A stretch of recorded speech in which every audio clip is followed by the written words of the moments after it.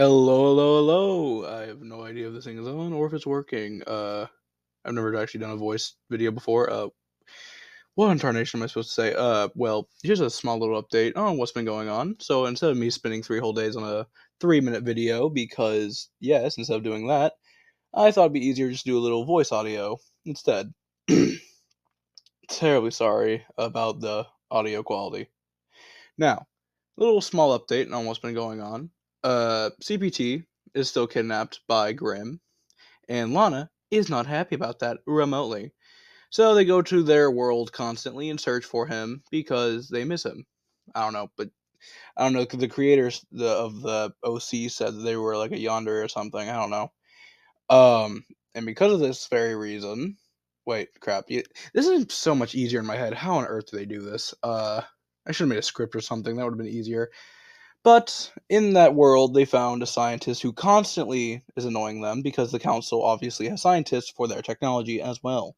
This scientist will constantly just annoy them, so eventually they barge into his laboratory, and Void from the Insane Timeline, which is not in one of our videos, by the way, is not, um, barges in with them, with Kiki, and of course, immediately Kiki comes in, leaves, with Insane Void, but Insane Void immediately comes back because I don't freaking know, and decides to try and fight him.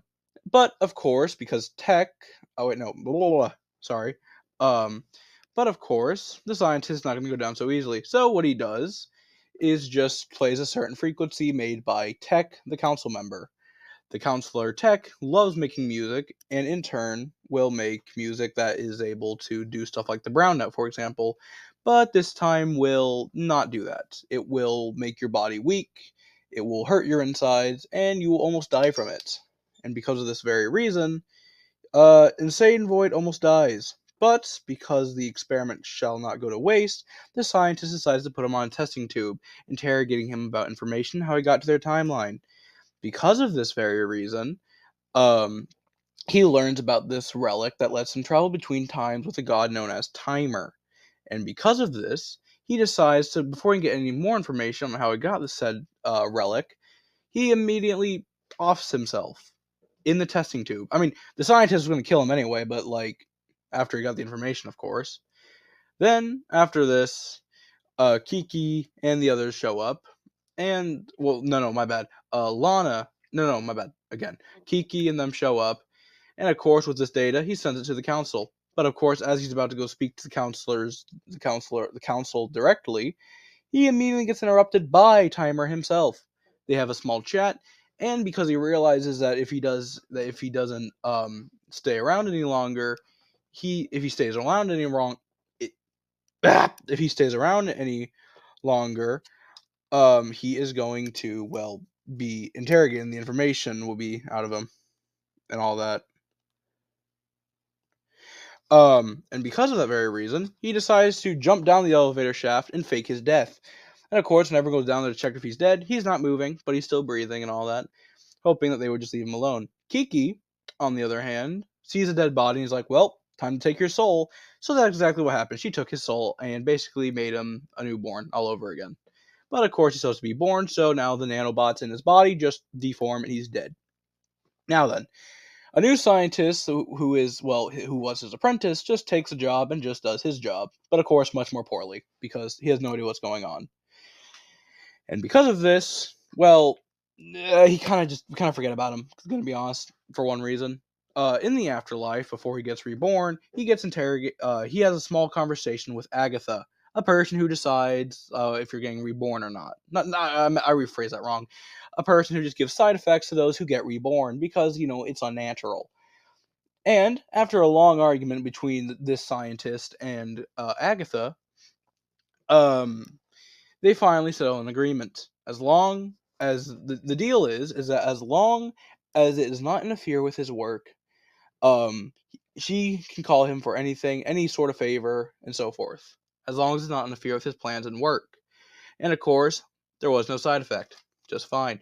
Now, of course, growing up at rapid speed, that would hurt, but that's just natural. So, yeah, that was just the only side effect, really. But that was only for like one day, and even then. But because Agatha liked him so much, she decided to stick around him in the lab. But he decided to use this opportunity.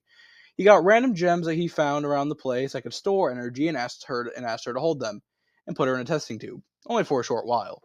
When she was done holding them and it scanned the tube, um, she actually charged the gems, which then created like this sort of godly power in him. Now he doesn't get any powers from this, but he does become much more stronger. And so after this and a few other gems, he is now much, much more taller than he was originally. Now, he is no longer made of darkstin, a material that is much more stronger than tin. He is now made of void mental, a thing that is only mostly used by council members and very little people, because it can only be damaged by black holes.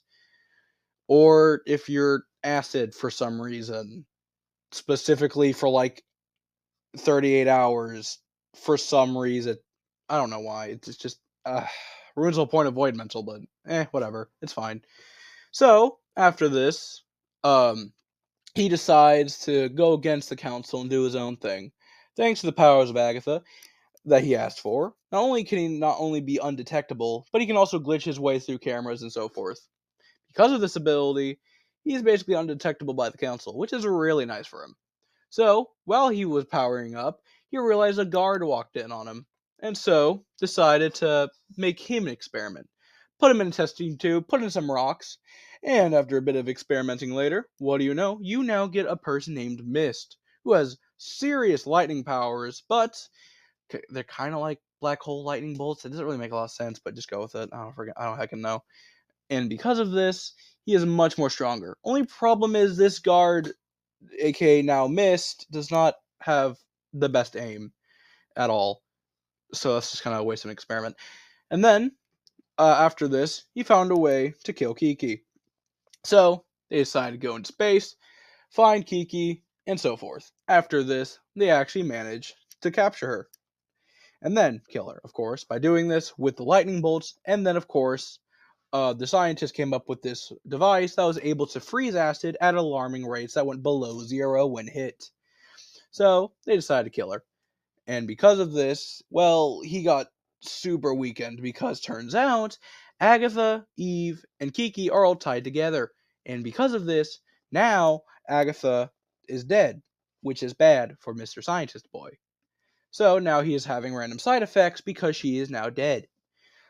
Like just random limb failure, random pain, or 50% chance for his mouth to catch on fire anytime he speaks, which is weird because he doesn't even have a mouth, but he's still able to talk. I don't know. It's just like that sometimes, I guess. Now then, I think that was everything. I didn't want to make a 3-minute video. That would have taken me 3 days because ADHD won't let me for my life. So yeah, terribly sorry about the audio and me stuttering on literally every single word. There's also random just guards entering their dimension to just harass them, and then they immediately fail because they're like the weakest guards ever. It is absolutely hilarious. Let's see. Void's alive. I think Null is somewhere. So yeah. Oh yeah. There's also this guy named Kyle that they kidnapped and also made an experiment where when he gets mad, things will start to float around him. So I'm gonna just try. The scientist is just gonna try and give him a mask. Basically, Star Wars. Spoiler. Vader's mask causes him pain, which gives him power. Cause, yeah. So I guess because anger is power. I don't know.